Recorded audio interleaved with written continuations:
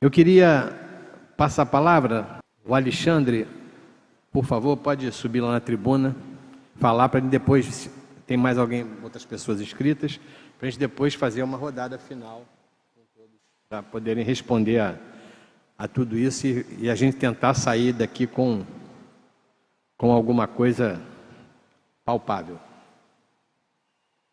Ela é o C2, né? Pode. Primeiramente, queria parabenizar o vereador Paulo Pinheiro pela iniciativa, por mais uma iniciativa no sentido de a gente aperfeiçoar as questões relacionadas à saúde pública.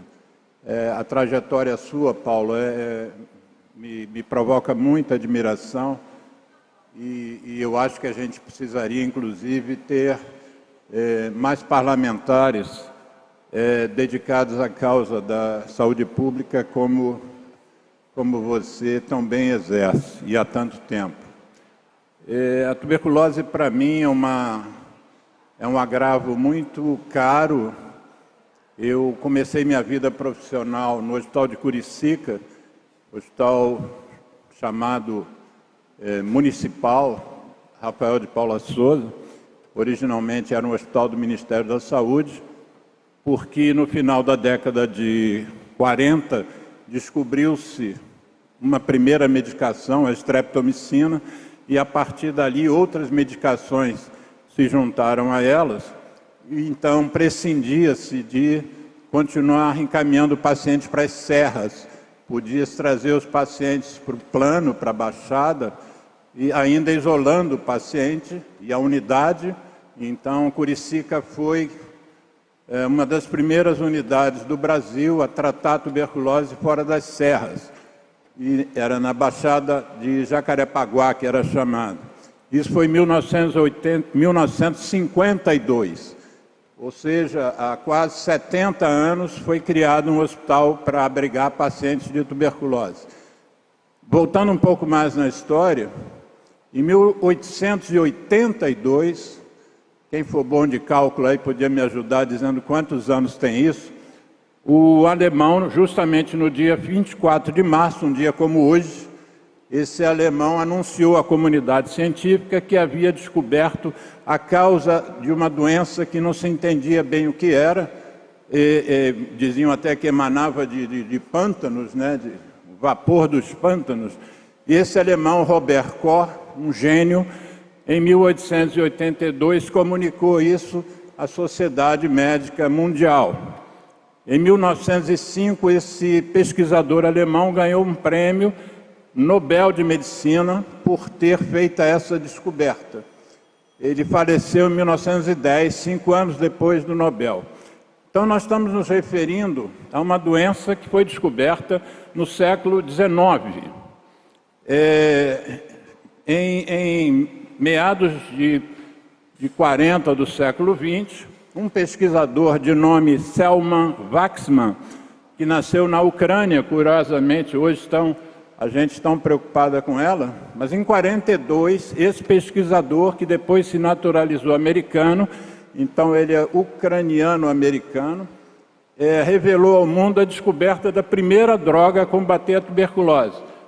Ou seja, de 1882 até final de 40, você sabia o que provocava a doença, mas não tinha como tratar a doença. Por isso que os pacientes eram levados ainda para as serras, porque nas serras tinha menos oxigênio, a bactéria da tuberculose gosta de oxigênio, precisa de oxigênio, e se reproduz menos em ares menos oxigenados. Pois bem, esse pesquisador, em 1952, ganhou o segundo prêmio Nobel da tuberculose. Ou seja, nós temos um Nobel em 1905 e um Nobel em 1952. E ainda hoje, nós temos no mundo, diagnosticados em 2021, 10 milhões e 600 mil casos no planeta, com uma mortalidade que nós consideramos completamente absurda para uma doença descoberta no século XIX, o tratamento no século XX, a gente tem 1.600.000 pessoas morrendo por tuberculose no mundo, também dado de 2021. Então, nós estamos lidando com algo de uma forma, como bem lembrou Wanda, citando um exemplo, mas a gente podia somar uma série de agravos, de agravantes, que fazem com que esse descalabro aconteça hoje, em pleno século, em pleno ano de 2023. Né? Então, as falhas no controle da doença são inúmeras. Eu, particularmente, não comungo da ideia que nós sejamos capazes, pelo menos nos próximos 100 anos, de erradicar essa doença. Quando a gente lê as brochuras da OMS, dizem um fim à tuberculose. O meu feeling, e eu não sou uma pessoa pessimista, o meu feeling é que nós estamos longe de erradicar a tuberculose. Um dos motivos é que a tuberculose é uma doença que, além de ser uma doença, ela é um indicador social. Onde tem mais tuberculose, tem mais inequidade, tem mais pobreza, tem mais educação precária. Então, o somatório disso não me coloca no sentido assim, eu não trabalho para a erradicação, eu trabalho para o controle, eu trabalho para a gente melhorar os nossos indicadores. Existem outros agravos que contribuem para a tuberculose no Brasil e no mundo.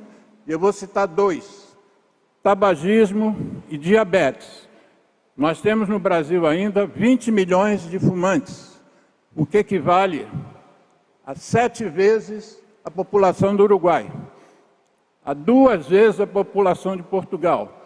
E a OMS diz, o tabagismo contribui com 20% dos casos de tuberculose no mundo. O mundo ainda tem 1 bilhão e 300 milhões de fumantes, ou seja, o risco da gente continuar tendo casos de tuberculose levados pelo tabaco é grande. O diabetes, fruto de estilos de vida, fruto de questões ambientais, fruto de questões genéticas, é hoje uma pandemia. O que a OMS estimava para o diabetes para 2050, os números já chegaram em 2020. Nós temos uma pandemia de obesos. O último informe da OMS é de que a partir de 2035 nós tenhamos mais da metade da população sobrepeso ou com obesidade. Então, uma das minhas sugestões é que nós trabalhemos mais com movimentos sociais, com lideranças sociais, com gestores de outros programas. Recentemente, o Ministério da Saúde, o Programa de Tuberculose, o Programa de Controle do Tabaco, publicaram um livro com esta associação e estimulando que os serviços se conversem. Nós conseguimos, mal e porcamente, fazer isso com a AIDS, ainda com muita dificuldade. Muitos serviços que tratam AIDS, na hora que fazem o diagnóstico da co-infecção TB-HIV, mandam o paciente para os programas de TB, não ficam com os pacientes.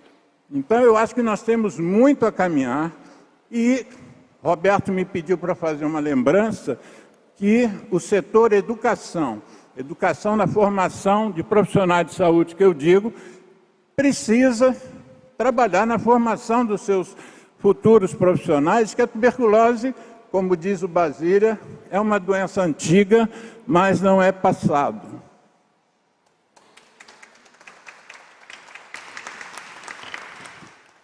Obrigado, Alexandre, pela sua aula. Não quer dizer que você é velho, não. Quer dizer que você viveu mais tempo que todos nós aqui. Para assistir, para estudar de maneira tão importante como você apresentou aqui.